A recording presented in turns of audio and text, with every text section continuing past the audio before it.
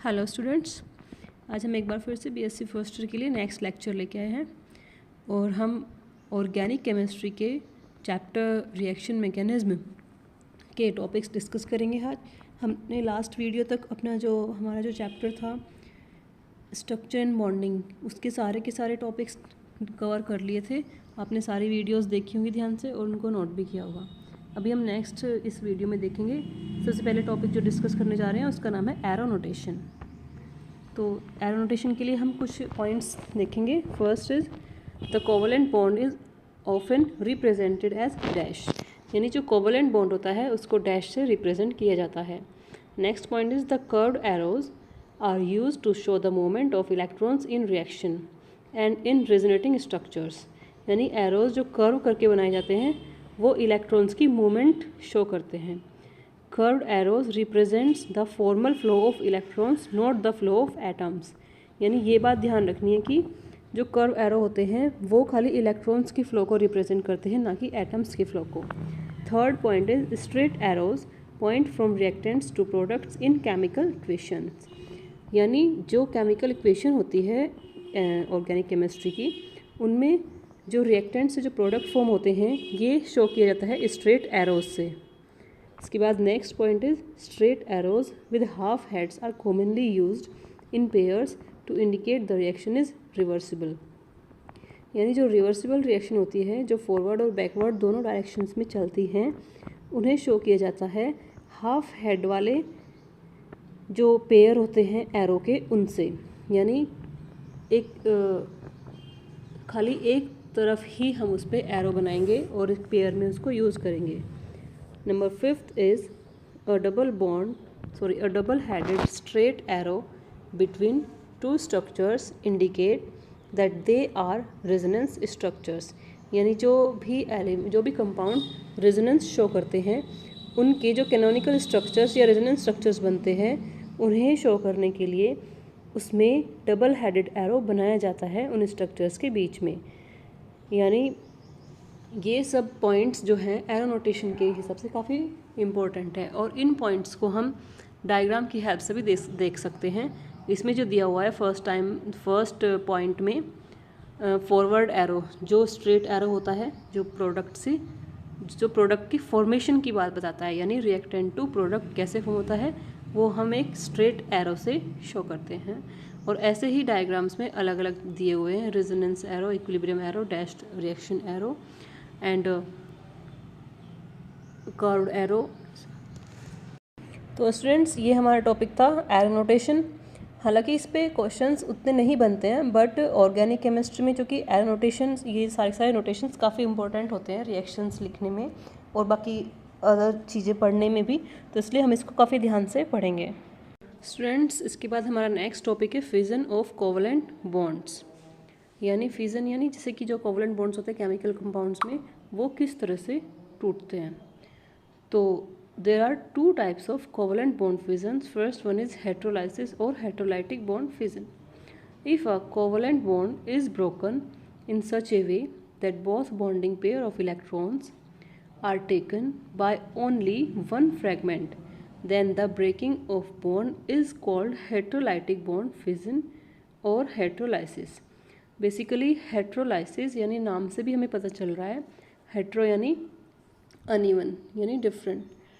तो जब कोई बॉन्ड इस तरह से टूटता है कि जो उसकी जो बॉन्डिंग पेयर ऑफ इलेक्ट्रॉन्स होते हैं यानी इलेक्ट्रॉन्स वो इक्वली डिस्ट्रीब्यूटेड ना होके किसी एक फ्रेगमेंट के साथ चले जाएं, यानी किसी एक ही फ्रेगमेंट की तरफ दोनों इलेक्ट्रॉन शिफ्ट हो जाएं, तो उस एक पे आएगा नेगेटिव चार्ज क्योंकि वो इलेक्ट्रॉन्स को ले के अपनी तरफ जाता है, और क्योंकि इलेक्ट्रॉन्स नेगेटिवली चार्ज होते हैं तो इसलिए उस पर एक एलिमेंट पे नेगेटिव चार्ज आएगा और दूसरे वाले पे पॉजिटिवली चार्ज। यानी हेट्रोलाइसिस से हम ये कह सकते हैं कि कैटायन और एनायन का फॉर्मेशन होता है, कैटायन जिन पे पॉजिटिव चार्ज आएगा और एनायन जिन पे नेगेटिव चार्ज आएगा।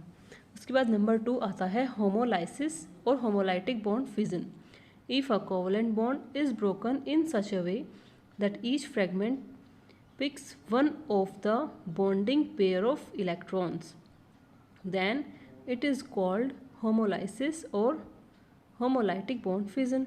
It is usually carried out by heat, light and organic peroxides. यानी होमो मतलब इक्वल, जब दोनों एलिमेंट्स के द्वारा एक एक इलेक्ट्रॉन ले लिया जाता है, इक्वली बांट लिया जाता है, तो वो क्या होता है, होमोलाइटिक बॉन्ड फिजन। और जब इसमें इक्वली डिस्ट्रीब्यूशन होता है इलेक्ट्रॉन्स का, तो इसमें कैटायन और एनायन का फॉर्मेशन तो नहीं हो पाएगा, तो इसमें क्या बनते हैं, फ्री रेडिकल्स। यानी हम ये कह सकते हैं कि हेटेरोलाइसिस में कैटायन और एनायन का फॉर्मेशन होता है और होमोलाइसिस में फ्री रेडिकल्स का फॉर्मेशन होता है। और ये होमोलाइसिस जो है नॉर्मल कंडीशंस में नहीं हो पाता, इसको कराने के लिए हमें हीट, लाइट या ऑर्गेनिक पेरोक्साइड्स की प्रेजेंस चाहिए होती है किसी भी केमिकल रिएक्शन में। और हेटेरोलाइसिस और होमोलाइसिस को और अच्छे से समझने के लिए हम इसको डायग्राम से इसका एग्जांपल देख सकते हैं। इसमें फर्स्ट ये दिखाया हुआ है, होमोलाइसिस और हेटेरोलाइसिस दोनों तरह के इसमें फिजन्स दिखाए हुए हैं। इसके बाद हमारा आता है next topic, that is types of reagents. Heterolysis of organic compounds is usually brought about by certain reagents. There are two types of reagents which are as follows. First one is nucleophiles. Here nucleo means nucleus and phile means loving or attracting.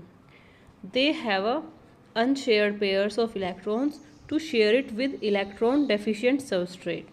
Nucleophiles can be classified into three groups. First, neutral nucleophiles. Second negative nucleophiles and third is ambient nucleophiles. तो इससे में क्या समझ आता है students, nucleophiles जो होते हैं उनके पास एक अनशेयर्ड पेयर ऑफ इलेक्ट्रॉन्स होता है, यानी उनके पास इलेक्ट्रॉन्स होते हैं एक्सेस में, जिनको वो शेयर करते हैं किसके साथ, जो इलेक्ट्रॉन डेफिशिएंट स्पीशीज़ होती है। और ये तीन तरह के होते हैं, एक न्यूट्रल होते हैं जिन पे कोई चार्ज नहीं होता, जैसे ROH, RNH2, H2O, ROR। Second one is negative nucleophile, जो नेगेटिवली चार्ज होते हैं, जैसे हेलोजेंस होते हैं या RO नेगेटिव, NH2 नेगेटिव।